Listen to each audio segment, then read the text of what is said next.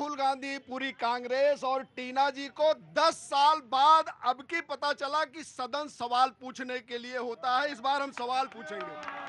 अरे 10 साल आपने क्या किया? 10 साल सवाल पूछे होते तो थोड़ा हो सकता है कि आपको सद्बुद्धि आती। अरे 3 चुनाव, आप 14 का चुनाव आपने लड़ा, आपने 19 का चुनाव लड़ा, आपने 24 का चुनाव लड़ा। तीनों चुनाव में जितना अंक आपने प्राप्त किया है उतना बराबर नहीं पहुंच पाई है बीजेपी के अंक के। आप सवाल क्या पूछेंगी? अब हार और जीत का मामला किनारे है। नरेंद्र भाई मोदी के नेतृत्व में विकसित भारत का लक्ष्य हम प्राप्त करेंगे। इस रास्ते पर हम चल पड़े हैं। हम 4 करोड़ अगर घर देने का वादा किए हैं तो वो देंगे। हम 3 करोड़ दे चुके हैं। हम अगर 11 करोड़ शौचालय दिए हैं तो उस आधार पर कहते हैं कि आने वाले समय पर हम इस भारत को विकसित राष्ट्र बनाने की दिशा में काम करने जा रहे हैं। घर देंगे, उसमें बिजली भी होगी, पानी भी होगा, गैस भी होगी, जरूर, है ना? यही तो है ना? You will respond. जी नमस्ते, कहाँ से आना हुआ? मैं वाराणसी से हूँ। वाराणसी से जी ना? अरे वाराणसी से हैं, क्या नाम हो गया मैम? ज्ञानवती पासवान। ज्ञानवती पासवान जी। जी तो कैसे आना हुआ यहाँ? मैं लोक जनशक्ति पार्टी में। हाँ? लोजपा से कोई 10 साल यहाँ दिखाई नहीं दिए लोजपा वाले। और मैं जाके चिराग पासवान से यही बोलने वाला हूँ, ये जितने लोग आ रहे हैं ये कहाँ से आ रहे हैं, ये जरा मुझे बताना। ये सब लोजपा वाले कैसे आ गए यहाँ पे? जी मैम बोलिए, सवाल आपका।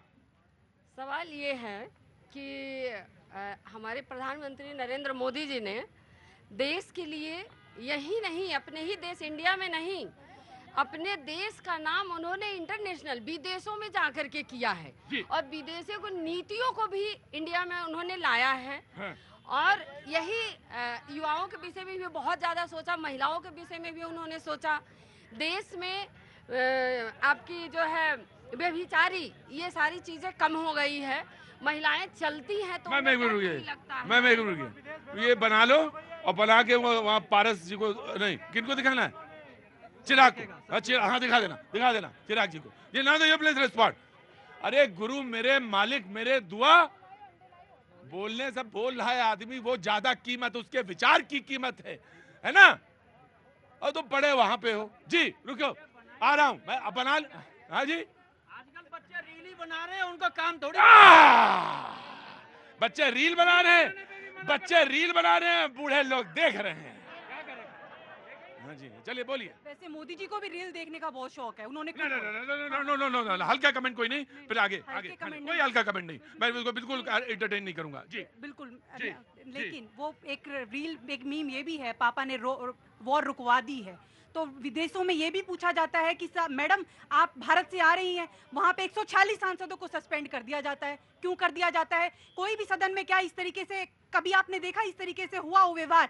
विपक्ष के साथ हमेशा ऐसा व्यवहार किया लगातार, और जिस तरीके से लोकतंत्र का गला घोटने का काम बीजेपी ने किया। और ये कह रहे हैं अंतर्राष्ट्रीय स्तर पर ये पूछा जाता है कि 750 किसानों की शहादतें आपके भारत में हो जाती है और मोदी जी खामोश बैठे होते हैं, और फिर वो ये बधाइयां स्वीकार करते हैं। बधाइयां स्वीकार करते रहे, लेकिन एक भी ट्वीट उन्होंने जिस तरीके से ये जो जम्मू में जो घटना हुई इस पर नहीं बोले। तो जी 750 किसान की बार बार बात की जाती है। मैं चुनौती देता हूँ, जरा लिस्ट में दिखाइए ना आप। मैं चुनौती देता हूँ, मैं कल भी कहा था, आज भी कह रहा हूँ, मैं जिस बात के लिए कहता हूँ खुल कर बोल रहा हूँ। दिखाइए 750 की लिस्ट दिखाइए। अरे उस लिस्ट में जो है 2-3 बच्चे हैं, वो काके किसान है, जो है अब बहुत बालक हैं उस लिस्ट में, जो है जो इंडिया घूम रहे हैं, जो है इनको शर्म नहीं आती है लोकतंत्र की। मैं बीजेपी मैं just give me a second तो